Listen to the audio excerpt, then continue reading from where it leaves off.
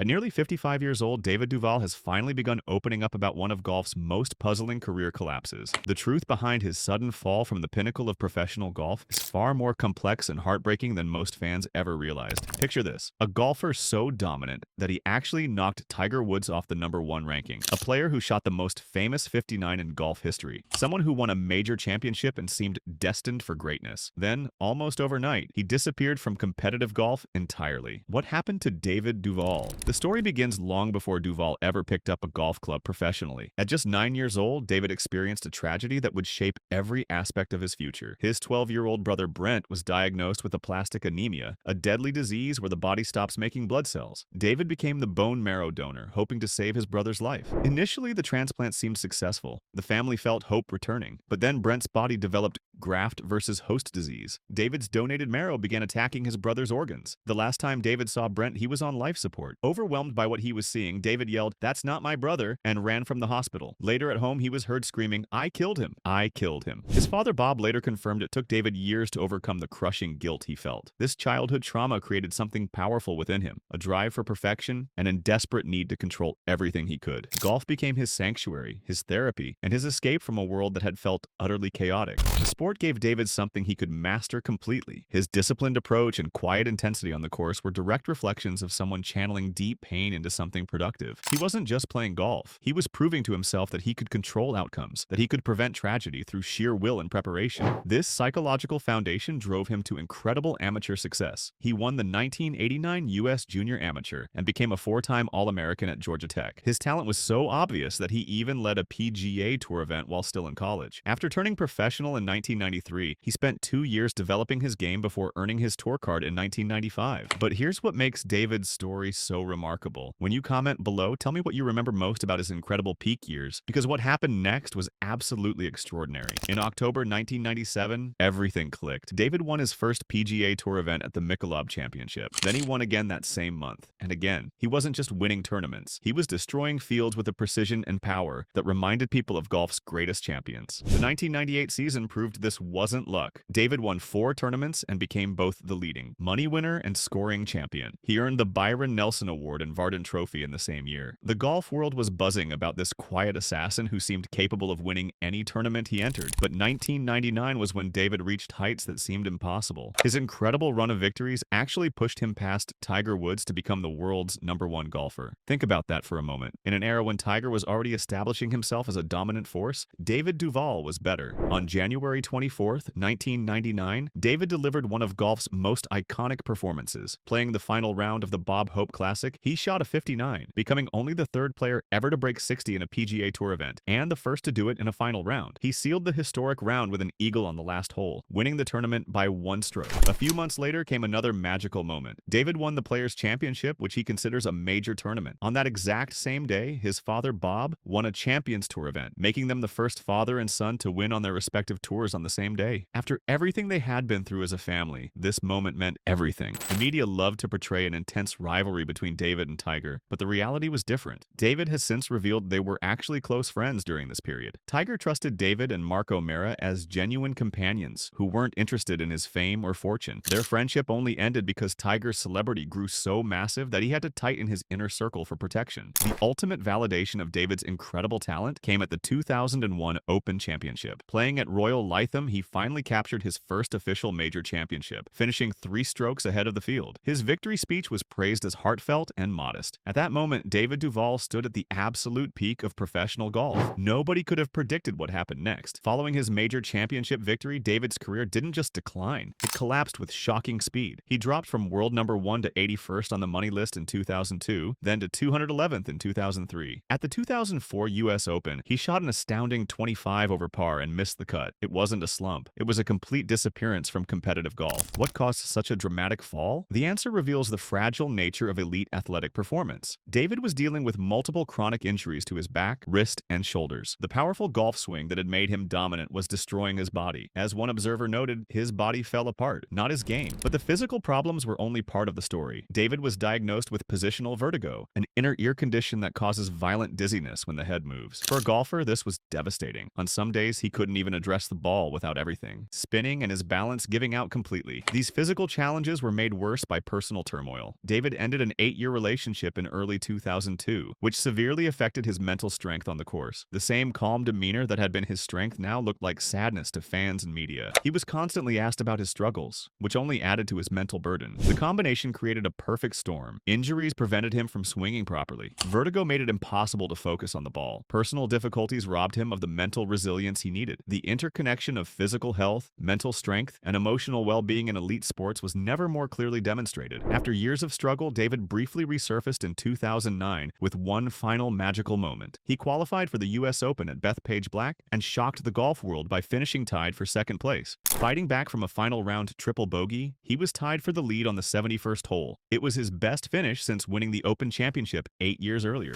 But this comeback couldn't be sustained. David failed to keep his tour card the following year and never won on the PGA Tour again. The 2009 performance was a beautiful but fleeting reminder of his incredible talent. Today, David has found success and fulfillment in a completely different role. As a television analyst for Golf Channel and NBC, he provides insights that only someone who reached the absolute pinnacle can offer.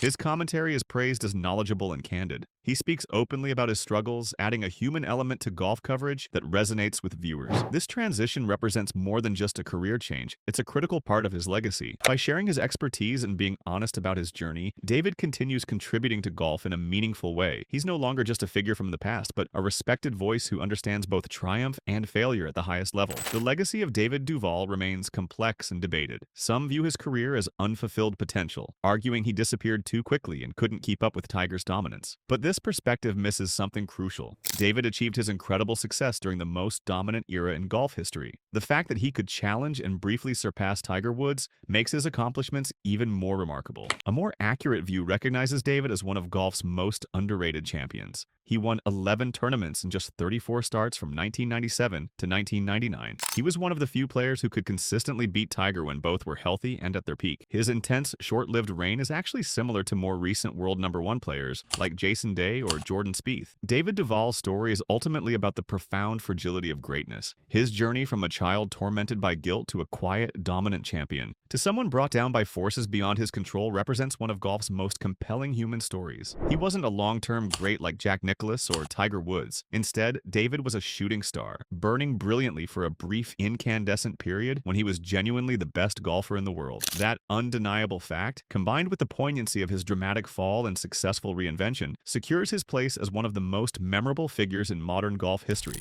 His career reminds us that elite performance is a delicate balance of body, mind, and emotion. A crack in any pillar can cause everything to crumble, but it also shows us that there can be meaningful second acts, that sharing our struggles openly can be as valuable as our greatest victories. What do you think about David Duval's incredible journey? Was he underrated during his peak years? Let me know in the comments below, and make sure to subscribe for more incredible golf stories that reveal the human side of the sport's biggest names.